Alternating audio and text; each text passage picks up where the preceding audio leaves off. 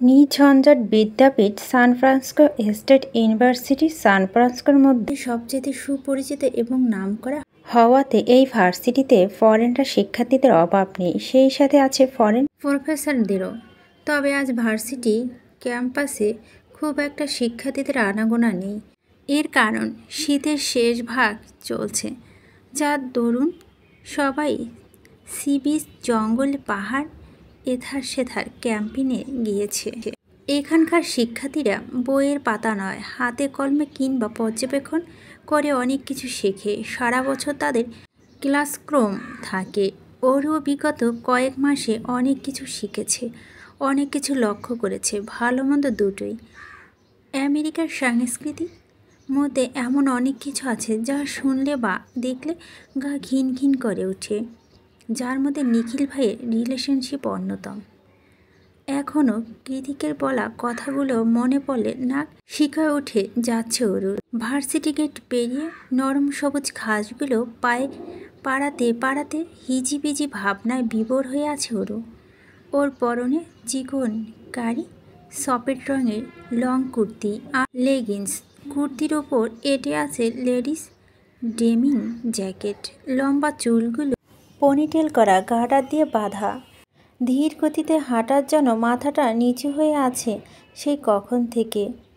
ওই জন্য হয়তো শাইনি সে যে কখন থেকে ওর সাথে সাথে সাথে হাঁটছে ওরও তাতে হদিস নেই। এতক্ষণ ধরে পাশে পাশে হাঁটার পরও মেয়েটা একেবারে মাথা তুলে তাকালো না অবধি। এমন ভাবছেও মনে মনে। বিরক্ত হয়ে সোজা গিয়ে ওরুর সামনে দাঁড়িয়ে খানিকটা গাল ফুলিয়ে শাওনি জানালো, কি এমন ভাবছো বলো তো? সে তখন থেকে তোমার সাথে সাথে হাঁটছি, খেয়াল করছো না? অরু চট করে ভ্রম থেকে বেরিয়ে মাথা তুলে বলল, আরে শাওনি যে, কেমন আছো বলো? এতক্ষণ জিজ্ঞাসা করার সময় হলো? সরি, একটু বেখেয়ালে ছিলাম। শাওনি এবার বুঝতে পারার মতো করে হ্যাঁ সূচক মাথা দুলিয়ে বলল, ইটস ওকে, কিন্তু তুমি এতদিন কই ছিলে? কতদিন ক্যাম্পাসে আসো না বলো তো? শাওনির কথা ওরু মনে পড়ে যায় সেই নিখিল ভাইয়ের সত্যি জানার পর থেকে। আর ভার্সিটি গেটে পাড়ায়নি ওই। তারপর আরও কত কিনা হয়ে গেল। জীবনটা এখন এলোমেলো। আবার কি ভাবতে বসলে? ওরু না সূচক মাথা নাড়িয়ে ছোট্ট করে বলল, কিছু না। শাওনি এবার হাসি দ্বারা ঠোঁট প্রসারিত করে বলল, এই ওরু, জেকে স্যার কি খবর? ওরু ঠোঁট উল্টো বলল, ওনার কথা আমি কি করে জানবো? ওনাকে তো গিয়ে বরং জিজ্ঞেস করো। শাওনি এবার ভুরু কুঞ্চিত করে বলো, তুমি ওনার স্টেপ সিস্টার, তুমি জানবে না তো কে জানবে? ঠং। শাওনির কথা ওরু কিঞ্চিত ঠোঁট বাঁকিয়ে হাসল। পরক্ষণে শাওনি আবারও শুধালো, বলো না একটু, এতদিন স্যার ভার্সিটিতে কেন আসেনি? আমি যতদূর জানি উনি ব্যাংকক গিয়েছিলেন। ওরু উত্তর শুনে শাওনি বেশ খুশি হয়ে যায়। খুশি হয়ে ওরু হাত জড়িয়ে ধরে বলে, এই না হলে আমার ননদিনী, তুমি জানো জেকে স্যারকে আমি অনেক পছন্দ করি, কিন্তু বলার সাহস হয়ে ওঠে না। শুনেছি ব্যক্তি জীবনে উনি অনেক বেশি রাগী। আসলে কি তাই? শাওনির কথা বিপরীতে ওরু কিছু বলতে যাবে তার আগে ওর চোখ আটকে যায় ক্যাম্পাসে অন্য পাশে পুল সাইডে কিছু মানুষের ভিড়ের মাঝে, যেখানে নিখিল ভাই উপস্থিত। তারা সবাই কোনো একটা নিয়ে বেশ উল্লাসে মেতে আছে, কিন্তু কি নিয়ে? অজ্ঞতায় শাওনির দিকে তাকিয়ে উল্টো প্রশ্ন ছড়ে ওরু।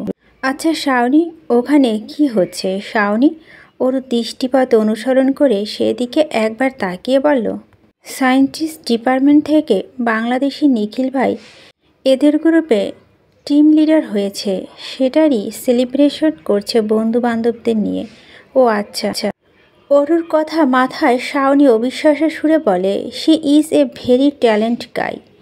কত অল্প বয়সে কেমন টিম লিডার হয়ে গেল, তার উপর দুটো সুন্দরী গার্লফ্রেন্ড, সব দিক থেকে সোনার সোহাগা। ওরু মুখ ভঙ্গিমায় বিরক্ত ছাপ টেনে বলো, একজন মানুষের আবার দুটা গার্লফ্রেন্ড হয় কেমন করে? শাওনি কুটকুটিয়ে হেসে বলো, হয় হয়, আমেরিকায় সব হয়, চাইলে তুইও। শাওনির কথা পুরোপুরি শেষ হওয়ার আগে পিছন থেকে ডেকে উঠল কেউ, আর ওরা অরু জানে এটা কে হতে পারে। ও পুরো ক্যাম্পাসে আরোরা বলে ওকে একজনই ডাকে, কিন্তু ও এখন কিছুতেই এই মানুষটার মুখোমুখি হতে চায় না। তাই অন্যদিকে মুখ ঘুরিয়ে না শোনার ভান করে চোখ খিচে চুপচাপ দাঁড়িয়ে রইল সেখানেই। শাওনি পিছনে ঘুরে বলল, আরে নিখিল ভাই যে আপনি, অরুকে চেনেন? নিখিল না কোনো উত্তর না দিয়ে স্মিথ হেসে অরুর দিকে তাকিয়ে পুনরায় ডাকল, আরোরা।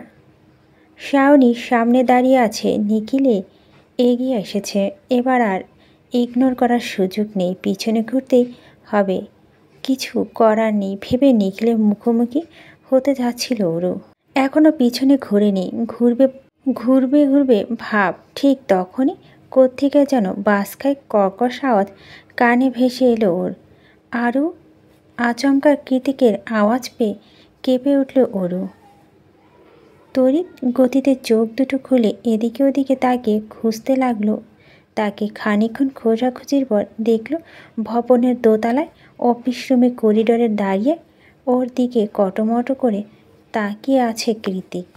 কৃতিকের চোখের দিকে এক পলক তাকে একটা শুষ্ক ঢোক গিলে শাওনিকে উদ্দেশ্য করে অরু বলে, চল ক্লাসে যাই, দেরি হয়ে যাচ্ছে।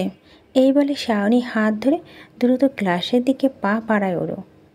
পিছন থেকে নিখিল ডেকে বলল, আরে আরোরা, কথাটা তো শুনে যাও। নিখিল এখনও অরু যাওয়ার পানে তাকিয়ে আছে। তখনই অন্য দিক থেকে একজন এসে নিখিলের উদ্দেশ্য করে বলে, আরে ভাই, তুমি এখানে? তোমার গার্লফ্রেন্ডদেরকেও ধাক্কা মেরে ফুলে ফেলে দিয়েছে। একটা তো সাতটা জানেই না, দুটো হাবুডুবু খাচ্ছে। নিখিল আশ্চর্য হয়ে বলল, কি বলছো? কে ফেলেছে? তা তো জানি না। ভিড়ের মাঝে কে কাকে ধাক্কা দিয়েছে বলা মুশকিল। তুমি তাড়াতাড়ি যাও। নিখিল হ্যাঁসূচক মাথা নেড়ে দ্রুত সেখান থেকে প্রস্থান করে। অরু, শাওনি, নিখিল সবাই যে যার মতো চলে গিয়েছে, যার ফলে নরম ঘাস আবৃত জায়গাটা শূন্য পড়ে আছে। দোতলায় করিডোরের দিকে কৃতিক এখনও সেই শূন্য স্থানের দিকে তাকিয়ে ঠোঁট বাঁকিয়ে হাসছে। পায়ের স্যান্ডেল দুটো আঙ্গুলের ভাঁজে নিয়ে খালি পায়ে সাগরের কোল ঘেঁষে হাঁটছে অনু। প্যান্টটা একটুখানি গুটিয়ে গোড়ালি থেকে উপরে তুলে প্রত্যয় ও অনু পাশাপাশি হাঁটছে। সাগর পাড়ে চারদিকে শঙ্খচিল আর পানকোয়া চিউ চিউ আওয়াজ। অনু ভাবল টিভিতে একটা করে শিপ দিচ্ছে আর চোখ বন্ধ করে পাখি কলরব শুনছে। সে কখন থেকে ওদের মাঝে নীরবতা বিরাজমান। অনেকক্ষণই নীরবতা ভেঙে সর্বপ্রথম প্রত্যয় বলে ওঠে, তুমি না মানে আপনি।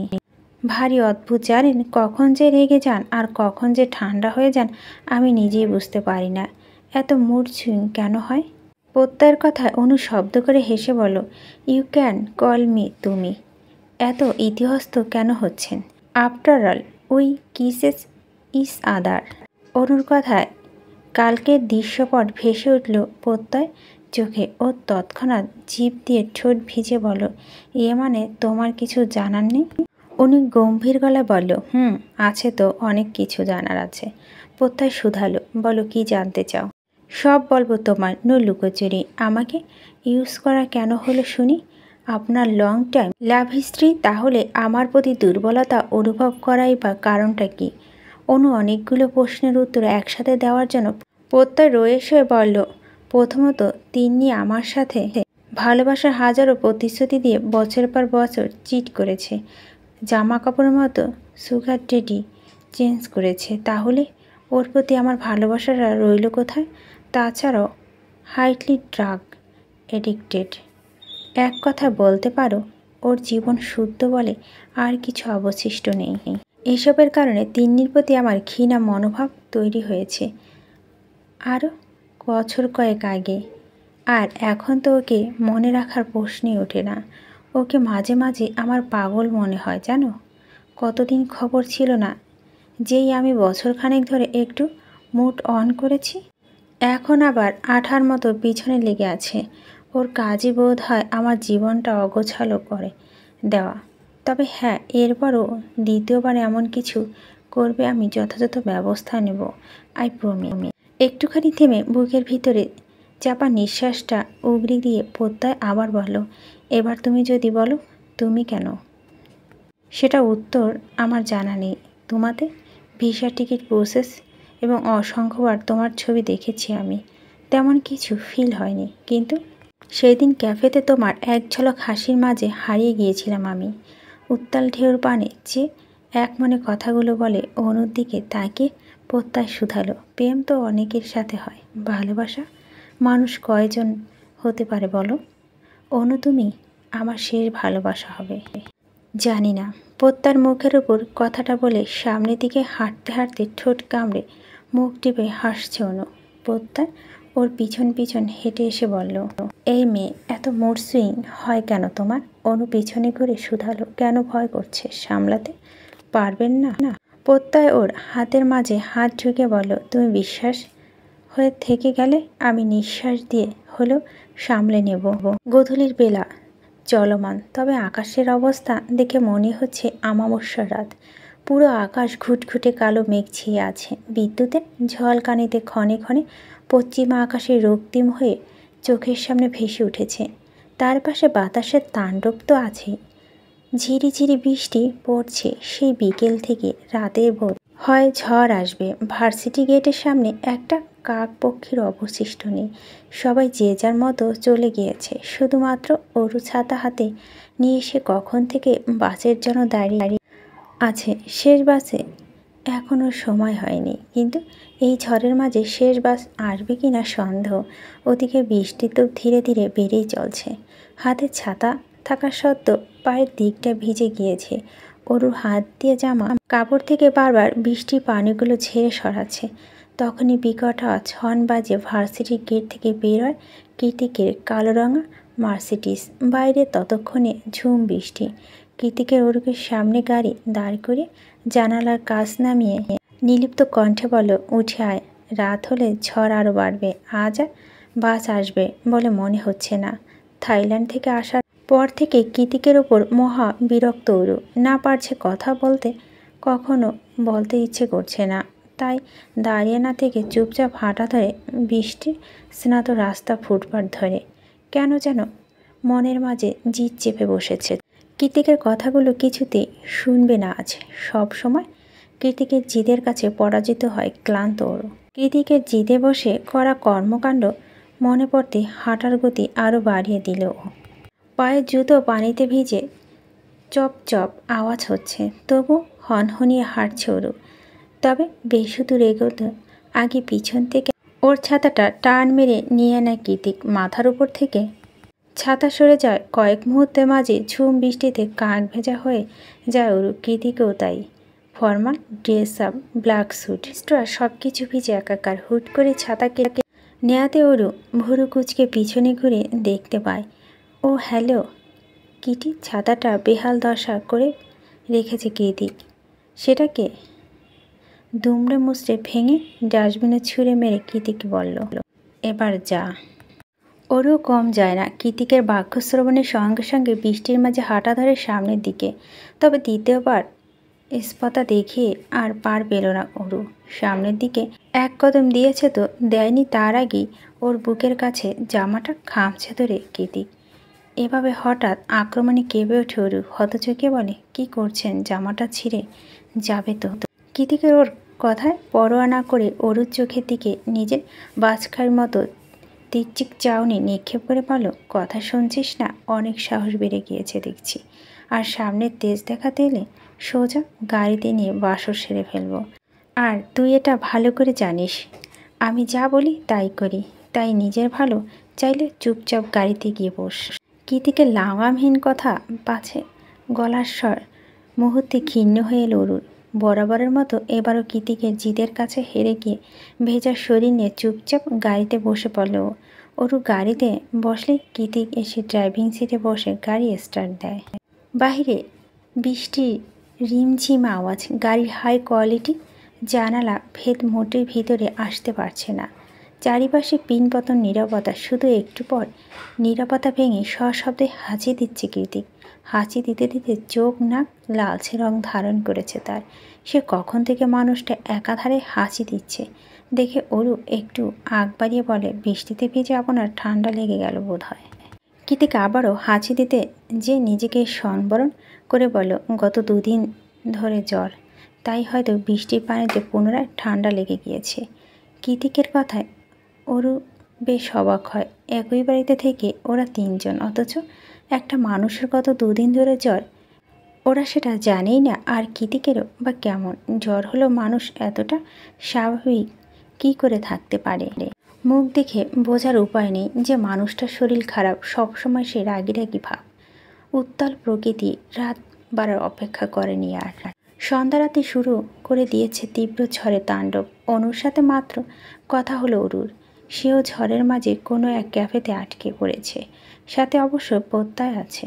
চিন্তার কোনো কারণ নেই। অনুর সাথে কথা হওয়ার পরপরই বিদ্যুৎ চলে গিয়েছে। এভাবে বিদ্যুৎ চলে যাওয়া ওরু একটু ভরকে গেল।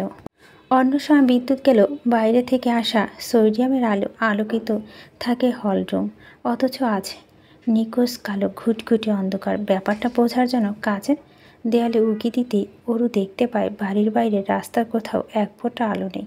হয়তো ঝড় বৃষ্টিতে কোথাও বিদ্যুতের তার বিচ্যুত হয়ে এমনটাই হয়েছে। কিন্তু এই মুহূর্তে চারদিকে এমন তীব্র অন্ধকার, অরু কেমন গা ছমছম করছে। ও কোনো মতে অন্ধকারের সিঁড়ি হাতারে কৃতিকের রুমের দিকে পা বাড়ায়। কৃতিক রুমে আছে, অথচ রুমটা পুরোপুরি তিমির ঢাকা। একটু সময় নিয়ে খুঁজতে খুঁজতে কৃতিকের রুমের দরজার বাইরে কয়েকবার টোকা মেরে ওরু মিনমিনিয়ে বলল, একটু ফোনের ফ্ল্যাশটা অন করবেন, ভয় করছে। অরুর বলার সঙ্গে সঙ্গে কৃতিক মোবাইলের ফ্ল্যাশ অন করে বলল, ভিতরে আয়। অরু দরজা ঠেলে ভিতরে ঢুকে মৃদু আলোতে দেখতে পায় কৃতিক কমফোর্টার মুড়ে নিয়ে শুয়ে আছে। তার গতানুগতিক চেয়ে একটু জোরে জোরে নিঃশ্বাস নিচ্ছে। অরু জানে কৃতিক এখন এমনটা করে, তাই এগিয়ে গিয়ে শুধালো, জ্বর বেড়েছে? আমি কি একটু চেক করে দেখব? কৃতিক হাঁচকি স্বরে জবাব দিল, নিষেধ করেছি? অরু এবার একটু সংকোচ নিয়ে কৃতিকের কপাল হাত ছোঁয়। এতবার বলে, আপনার অনেক জ্বর, কি করে ঠিক আছেন বলুন তো? কথাটা বলে অরু মোবাইলে হাত দিয়ে উঠতে নিল। কৃতিক নিজের তপ্ত হাত দিয়ে অরুর হাত টেনে ধরে শুধালো, কোথায় যাচ্ছিস? অরু পেছন করে বলল, কাপড় ভিজিয়ে নিয়ে আসছি, মাথায় জলপট্টি দিলে ভালো লাগতো, ততক্ষণ একটু অন্ধকার থাকুন। অন্ধকার গড়িয়ে ঘড়ির কাঁটা গিয়ে ঠেকেছে রাত 10টা। কোঠায় বিদ্যুৎ এখনও আসেনি, আর না অনু ফিরেছে। অরু সেই যে কৃতিকের শিয়রে বসেছে, এখনও বসেই আছে। বৃষ্টির রিমঝিম আওয়াজে চোখ মুখ ভার হয়ে এসেছে ঘুমে। এবার মনে হচ্ছে যাওয়া দরকার। তাইও কৃতিকের মাথায় জলপট্টিটা উল্টো দিয়ে বলল, আমি এখন যাই, ঘুম পেয়েছে। তৎক্ষণাৎ হাতটা শক্ত করে চেপে ধরে চোখ বন্ধ রেখে কৃতিক বলল, কোথাও যাবি না, এখানে বসে থাক। বৃষ্টি কমেছে, বিদ্যুৎ আবার দুটো চলে আসবে। তাছাড়া আমার ঘুম পেয়েছে তো। কৃতিক অরুর কথা তোয়াক্কা না করে বলল, ঘুমাতে হবে না, আমি বলছি তুই যাবি না, তার মানে যাবি না, নয়তো সবাইকে বলে দেব তুই আমার বউ। অরু দাঁত কিরমির করে বিরক্ত হয়ে বলল, ব্ল্যাকমেলটা আপনি খুব ভালো করতেই পারেন, সব আমাকে শাস্তি দেওয়া ধান্দা। কৃতিকের সাথে কথা না পেরে অজ্ঞতায় অরু ঘুম ঘুম চোখ নিয়ে ডলতে ডলতে কৃতিকের কাছে বসে থাকে। একটা শ্বাসরুদ্ধকর পরিস্থিতির পর খুব ভোরে ঘুম ভেঙেছে অরুর। কেমন যেন গরম লাগছে সব কিছু। গলার কাছে গরমটা একটু বেশি লাগছে। চোখ দুটো তখনও খোলেনিও, তবে আশেপাশে সুঘ্রাণটা বরাবর নাকে এসে সুরসুরি দিচ্ছে। চন্দন কাঠের স্নিগ্ধ মন মাতানো সুবাস। একটা লম্বা শ্বাস টেনে সুবাসিত বাতাসের ভিতরে পুরে নিতে নড়ে চড়ে উঠে উঠুক, কিন্তু এ কি, নড়াচড়া করার কোনো উপায়ন্ত নেই। মনে হচ্ছে হাত পাকে বেঁধে রেখেছে। কিন্তু কে দেখাবে এই দুঃসাহস? নিজেকে এভাবে বাঁধনের আবিষ্কার করে আচমকায় চোখ খুলে অরু। চোখ খুলতে সঙ্গে সঙ্গে দুনিয়া দুলে উঠে অরু কৃতিকের বিছানায়। কৃতিকের সাথে ঘুমিয়ে আছে। কৃতিক নিজের হাত পা দিয়ে অরুকে আষ্টে পৃষ্ঠে জড়িয়ে ধরে নিজের বুকের মধ্যে নিয়ে নিশ্চিন্তে ঘুমাচ্ছে। অরু লম্বা চুলগুলো কৃতিকের কালো টি শার্টের সাথে মিলেমিশে একাকার। এভাবে কৃতিকের পাশে নিজেকে আবিষ্কার করে অরু ঘাবড়ে গিয়েছে। মনে মনে ভাবছে, আবার জানলে কেলেঙ্কারি হয়ে যাবে, আমার এক্ষুনি চলে যাওয়া উচিত। কৃতিকের পিঠের নিচ থেকে নিজের চুলগুলো আস্তে করে টেনে বার করতে করতেই ওর চোখ চলে যায় কৃতিকের ঘুমান্ত মুখের দিকে। এত রাগ, এত জিদ, এত বেপরার স্বভাব, কোনো কিছু লেজমাত্র নেই ঘুমান্ত মুখটাতে। এখন যা রয়েছে সেটা কেবল আকর্ষণ। যা কেউ এই ঘুমন্ত মুখটা দেখলে তীব্র আকর্ষণ অনুভব করবে। কি সুন্দর চেহারা, মাশাআল্লাহ। ঘুমের মাঝে কৃতিকের খানিকটা নড়ে চড়ে উঠে ভ্রম ছুটে যায় অরুর। ওর দ্রুত বিছানা ছেড়ে চুলগুলো হাত খোপা করতে করতে বেরিয়ে যায়। যাওয়ার আগে কী ভেবে যেন আরও একবার ফিরে এসে ঘুমন্ত কৃতিকের কপাল হাত ছোঁয়। এতবার মনে মনে নিশ্চিন্ত হয়ে বলে, যাক, তীব্র জ্বরটা কমে গিয়েছে, এখন আমি দ্রুত ভাগি। রুমে আসতেই পা দুটো থমকে যায় অরুর। আপা এখনও ঘুমিয়ে আছে, এই ফাঁকে কিছু একটা অজুহাত বানাতে হবে, কিন্তু বানানো যায়। অরু যখন অজুহাত ভাবতে ভাবতে দাঁত দিয়ে নখ কাটা ব্যস্ত, তখনই আর মোড় ভেঙে অনু বলে, কিরে এত সকালে আবার কোথায় যাচ্ছিস? অরু ধরা পড়া যাওয়ার চোরের মতো আমতা আমতা করে বলো, কোথাও না, এখন আবার কোথায় যাব? অরু কথায় গুরুত্ব না দিয়ে অনু পুনরায় শুধালো, হ্যাঁ রে, কাল কখন এসেছিলি ঘুমাতে? অরু ভুরু কুচকে বলে, কোথা থেকে আসবো? আরে তুই তো কাল রাতে কৃতিক ভাইয়ের মোবাইল থেকে মেসেজ দিলি আমায়, তুই নাকি পড়ছিস খুব ইম্পর্ট্যান্ট টপিক, ঘুমাতে দেরি হবে, এজন্য তো তোকে আর ডিস্টার্ব করিনি, রুমে এসে ঘুমিয়ে পড়েছি। অরু এতক্ষণে বুঝলো ওর হয়ে কৃতিক মেসেজ করেছে অনুকে। এবারও একটু স্বস্তির নিঃশ্বাস ছেড়ে বলল, হ্যাঁ রে আপা, অনেক কঠিন পড়া ছিল, এজন্যই তো কৃতিক ভাইয়ার রুমে গিয়েছিলাম পড়া বুঝতে। বাড়িতে স্যার থাকলে যা হয় আর কি। এক নিঃশ্বাসে কথাটুকু শেষ করে নিজের শরীরে গন্ধ নিল অরু। পুরো শরীর জুড়ে স্যান্ডেলউই পারফিউমের গন্ধ মোমো করছে। যে কেউ কাছে কাছে এসে বুঝতে পারবে এটা কৃতিকের শরীরের গন্ধ। অরু উপায়ন্ত ভেবে না পেয়ে দ্রুত ওয়াশরুমে থেকে অনুর উদ্দেশ্যে বলো, আমি একটু শাওয়ার নিয়ে আসছি, তুই থাক। অনু হাই তুলে আবারও ঘুমাতে ঘুমাতে বলো, এত সকালে শাওয়ার নেওয়ার কি আছে, পাগল মেয়ে।